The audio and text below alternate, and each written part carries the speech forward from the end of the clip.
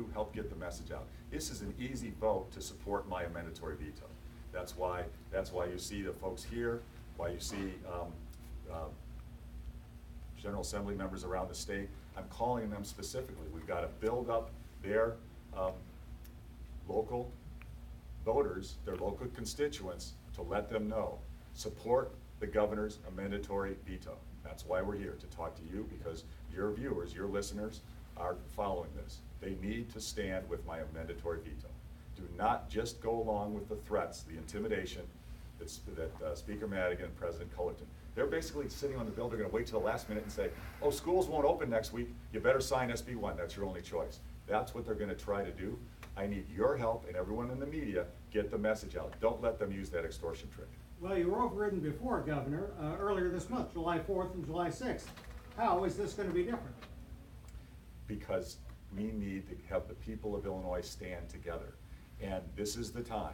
Speaker Madigan, we could see the damage. We got no reforms in this bad budget. Let's talk about this budget for a minute. Major 32% permanent tax hike. No reforms, no term limits, no property tax relief, no regulatory relief for businesses, no pension reform, no procurement reform, no government reform. Terrible. And a tax hike with no changes is going to make things worse. And the budget itself, the spending plan itself, it still doesn't balance. It's still in deficit. It doesn't pay down any debt at all, and we've got massive debt. It fixes no problem.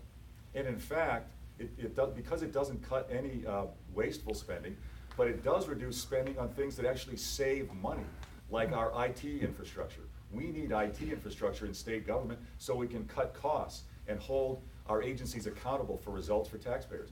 They cut funding for that because they don't want the political insiders in government agencies to be held accountable for results, to measure results. So they cut the IT funding. They eliminated that, but they increased other sorts of wasteful spending.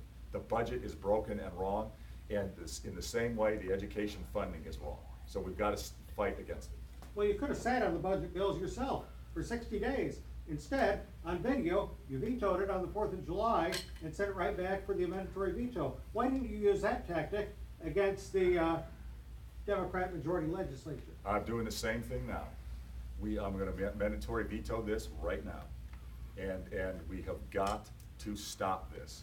This abuse that Speaker Madigan and his legislators who are loyal to him rather than to their constituents, this has been going on for, what's it been, 34 years? It's the reason Illinois is so broken. But my question was, why didn't you sit on it instead of veto it immediately? We've got to, I'm going to veto this one immediately, just like I vetoed that immediately. We can't, waiting is not the right answer. Making the arguments to the people of Illinois. Don't let Speaker Madigan's extortion and his threats win anymore. We can't let his extortion win. You know what? He sat on a budget. Speaker Madigan didn't even send me a budget for 2 years because he wanted to create pain. He wanted to create suffering and chaos in order to ultimately force a tax hike that he knew I was never going to support. I've been clear, I was not going to support a tax hike without major reforms. He knew that. He did it anyway. Last question. I mean, timeline here, are you gonna call lawmakers back? Is it gonna be one of those type of things, or is it up to Speaker Madigan's court? We only have less than a month to go till school's open. Exactly. So we're gonna see this. You're gonna see our message every day. You're gonna see us every day. Help us get the message out. They're gonna wait. My guess is Speaker Madigan and President Cullerton are gonna quietly wait till right before schools need their money and then spring it all on us as a trap. I think that's what they're gonna do. And you know, here's the really tragic thing. School superintendents and teachers have been suffering under Speaker Madigan for years. You know, before I became governor, the majority, Madigan's majority in the General Assembly cut state support for K-12 schools 4 times in the prior 10 years before I became governor. I don't know if you guys know that. This is an important issue. He cut school funding from the state to our local school districts 4 times in the prior 10 years. When I became governor, I said, no more cuts. Our teachers and our students come first, they're our future, and I insisted on more money my first year, and I got it. I insisted on more money every year. Speaker Madigan resisted, but we were able to overcome it. Now, for the first time since 2003, he says, okay, I'll go along with the new education funding formula. He's always fought against it. Why is he saying yes now? It's because he's changed it. He's inserted a bailout inside it. That's the reason. He doesn't want to do education funding reform. He doesn't care about the teachers. He cares about political power. He wants to manipulate the pensions in Chicago. That's the reason he's doing it. And we've got to stand against it and say no. And I tell you, I've talked to superintendents around the state, principals. They've said, gosh, Governor, maybe we just got to go along. Let's support SB1. At least it's a little bit more money for us. And you know what? You know why they say that? They're scared.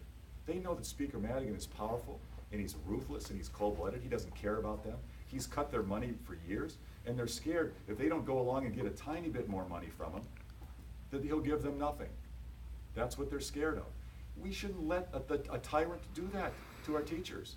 Don't just take a little bit. Get what's fair for you in Decatur, in Springfield, in Champaign-Urbana, in Mount Zion. Don't live on Madigan's crumbs. He wants to give just every school district, some school districts, a little bit more, and then a ton more to Chicago pensions. No. Mount Zion deserves a lot more. Decatur deserves a lot more. Springfield deserves a lot more. And I call on our superintendents. Many of them said, I'm scared, Governor. I think I got to go along with SB1 because otherwise Madigan will take my money away. No, don't give in to him. Don't give in to a tyrant. Stand up for your districts. Support my amendatory veto, and you'll get what you deserve, and you'll be treated equitably. Don't give in to fear. Don't give in to fear and just take a little penny, because it'll hurt your districts for years if you give in today. That's the message. Thanks, everybody.